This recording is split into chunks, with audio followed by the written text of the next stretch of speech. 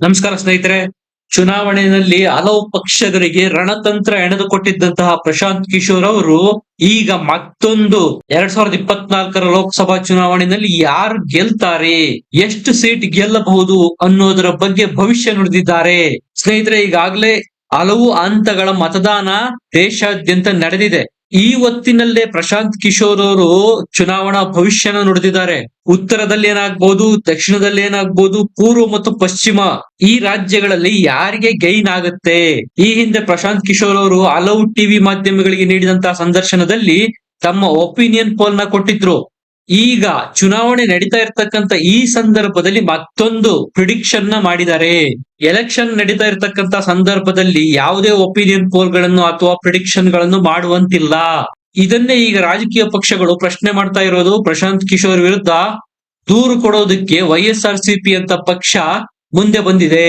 ಈಗ ಹೊಸದಾಗಿ ಯಾರು ಎಷ್ಟು ಸೀಟ್ಗಳನ್ನು ಗೆಲ್ಲಬಹುದು ಅಂತ ಊಹೆ ಮಾಡಿರ್ತಕ್ಕಂತ ಪ್ರಶಾಂತ್ ಕಿಶೋರ್ ಅವರು ಭಾರತದ ಉತ್ತರದ ರಾಜ್ಯಗಳಲ್ಲಿ, ದಕ್ಷಿಣದ ರಾಜ್ಯಗಳಲ್ಲಿ, ಪೂರ್ವ ಮತ್ತು ಪಶ್ಚಿಮ ರಾಜ್ಯಗಳಲ್ಲಿ ಎಷ್ಟು ಸೀಟ್ಗಳು ಬಿಜೆಪಿ ಗೆಲ್ಲಬಹುದು, ಈ ಎಲ್ಲದರ ಬಗ್ಗೆ ಮಾಹಿತಿ ಕೊಡ್ತೀನಿ. ದಯಮಾಡಿ ನಮ್ಮ ಚಾನೆಲ್ ನ ಸಬ್ಸ್ಕ್ರೈಬ್ ಮಾಡಿ, ವಿಡಿಯೋನ ಲೈಕ್ ಮಾಡಿ, ಶೇರ್ ಮಾಡಿ.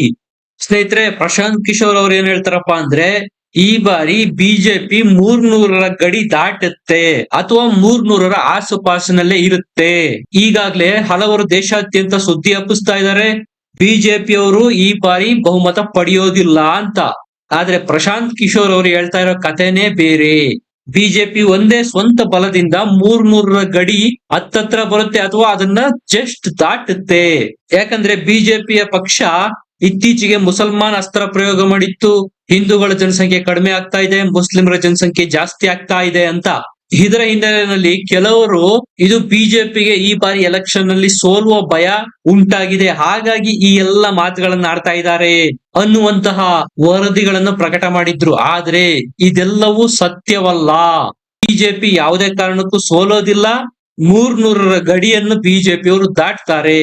ಬಿಜೆಪಿ ಅವ್ರು ಏನ್ ಕನಸು ಕಂಡಿದ್ದಾರೆ 400 NDA ಮೈತ್ರಿಕೂಟ ದಾಟುತ್ತೆ ಅಂತ, ಆದ್ರೆ ಅದು ಸಾಧ್ಯ ಆಗೋದಿಲ್ಲ ಅಂತಾರೆ ಪ್ರಶಾಂತ್ ಕಿಶೋರ್. ಬಿಜೆಪಿಗೆ ಲಾಸ್ ಆಗಲ್ಲ ಅಂತ ಹೇಳಿಲ್ಲ ಅವರು, ಲಾಸ್ ಆಗುತ್ತೆ, ಆದ್ರೆ ಅದು ಬಹಳ ಕಡಿಮೆ ಮಟ್ಟದ ಪ್ರಮಾಣದ ಲಾಸ್ ಆಗಿರುತ್ತೆ. ಅದು ನಾರ್ತ್ ಅಲ್ಲಿ ಕೆಲವು ಭಾಗಗಳಲ್ಲಿ ಅವರು ಅನ್ಕೊಂಡಷ್ಟು ಸೀಟ್ಗಳು ಬರದಿರಬಹುದು, ಆದ್ರೆ ಅದನ್ನ ಸೌತ್ ಅಲ್ಲಿ ಪಡೆಯುವ ಮೂಲಕ ಮ್ಯಾನೇಜ್ ಮಾಡ್ತಾರೆ ಅನ್ನೋದು ಪ್ರಶಾಂತ್ ಕಿಶೋರ್ ಅವರ ವಾದ. ಈಗೇನು ಕೆಲವಾರು ವರದಿಗಳು ಪ್ರಕಟ ಆಗ್ತಾ ಇದೆ, NDA 200ಕ್ಕಿಂತ ಕಡಿಮೆ ಸೀಟ್ಗಳನ್ನ ಪಡೆಯುತ್ತೆ, 200ಕ್ಕೆ ಕುಸಿಯುತ್ತೆ ಅಂತ.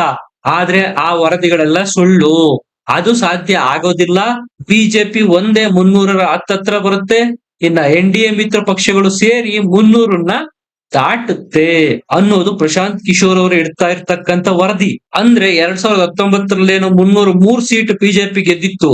ಹೆಚ್ಚು ಕಡಿಮೆ ಅದೇ ಮಟ್ಟದಲ್ಲಿ ಈ ಸರಿ ಬಿಜೆಪಿಯ ಪರ್ಫಾರ್ಮೆನ್ಸ್ ಇರುತ್ತೆ. ಸೌತ್ ಮತ್ತು ಈಸ್ಟ್ ಈ ಭಾಗಗಳಲ್ಲಿ ಬಿಜೆಪಿ ಈ ಬಾರಿ ಹೆಚ್ಚು ಸೀಟ್ಗಳನ್ನು ಗಳಿಸುತ್ತೆ ಅಂತಾರೆ ಅವರು. ಉದಾಹರಣೆಗೆ ವೆಸ್ಟ್ ಬೆಂಗಾಲ್ ಅನ್ನೇ ತೆಗೆದುಕೊಂಡಾಗ ಕಳೆದ ಬಾರಿ ಬಿಜೆಪಿ 18 ಸೀಟ್ಗಳನ್ನು ಈ ಭಾಗದಲ್ಲಿ ಗೆದ್ದಿತ್ತು. ಈ ಬಾರಿನೂ ಸಹ ಹೆಚ್ಚು ಕಡಿಮೆ ಅಷ್ಟೇ ಪ್ರಮಾಣದ ಸೀಟ್ಗಳನ್ನು ಬಿಜೆಪಿ ವೆಸ್ಟ್ ಬೆಂಗಾಲ್ ಅಲ್ಲಿ ಗೆಲ್ಲುತ್ತೆ ಅಂತಾರೆ. ಒಡಿಶಾದಲ್ಲಿ ಬಿಜೆಪಿ ಅವರು ಜಾಸ್ತಿ ಸೀಟ್ಗಳನ್ನು ಗೆಲ್ತಾರೆ.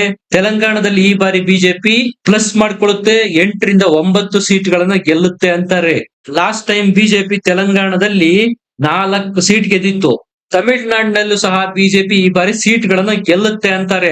ಆದ್ರೆ ಎಷ್ಟು ಸೀಟ್ಗಳನ್ನ ಗೆಲ್ಲುತ್ತೆ ಅನ್ನೋದನ್ನ ಇಲ್ಲಿ ಯಾರ ಕೈಲಿಂದನೂ ಹೇಳೋದಕ್ಕೆ ಸಾಧ್ಯ ಆಗ್ತಾ ಇಲ್ಲ. ಕೆಲವರು 1 ಅಂತಾರೆ, ಕೆಲವರು 2 ಅಂತಾರೆ, ಇನ್ನು ಕೆಲವು ಮಾಧ್ಯಮಗಳು 6ರವರೆಗೂ ಬಿಜೆಪಿಗೆ ಸೀಟ್ಗಳನ್ನ ತಮಿಳುನಾಡಿನಲ್ಲಿ ಕೊಟ್ಟಿದ್ದಾರೆ.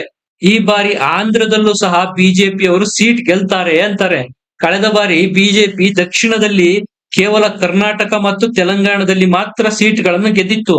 ಈ ಬಾರಿ ಆಂಧ್ರ ಪ್ರದೇಶ ಮತ್ತು ತಮಿಳುನಾಡಿನಲ್ಲೂ ಸಹ ಸೀಟ್ಗಳನ್ನು ಗೆಲ್ಲುವುದರ ಮೂಲಕ ಉತ್ತರದ ಕೆಲವು ರಾಜ್ಯಗಳಲ್ಲಿ ಏನು ಲಾಸ್ ಆಗತ್ತೆ ಅದನ್ನ ಮ್ಯಾನೇಜ್ ಮಾಡ್ತಾರೆ ಅನ್ನೋದು ಪ್ರಶಾಂತ್ ಕಿಶೋರ್ ಅವರು ಮುಂದಿಡ್ತಾ ಇರ್ತಕ್ಕಂಥ ಸರ್ವೆ. ಇನ್ನು ರಾಹುಲ್ ಗಾಂಧಿ ಅವರ ಬಗ್ಗೆ ಅವರು ಅಮೇಠಿಯನ್ನು ರಾಹುಲ್ ಗಾಂಧಿ ಅವರು ಬಿಡಬಾರ್ದಾಗಿತ್ತು, ಬಿಟ್ಟು ಬಿಜೆಪಿ ಅವರಿಗೆ ಸುಲಭವಾಗಿ ಅಟ್ಯಾಕ್ ಮಾಡೋದಕ್ಕೆ ಅಸ್ತ್ರ ಕೊಟ್ಟಿದ್ದಾರೆ. ವಯನಾಡ್ ನಲ್ಲಿ ರಾಹುಲ್ ಗಾಂಧಿ ಅವರು ನಿಂತಿದ್ದಾರೆ, ಅಲ್ಲಿ ಗೆಲ್ತಾರೆ, ಯಾವುದೇ ಅನುಮಾನ ಇಲ್ಲ.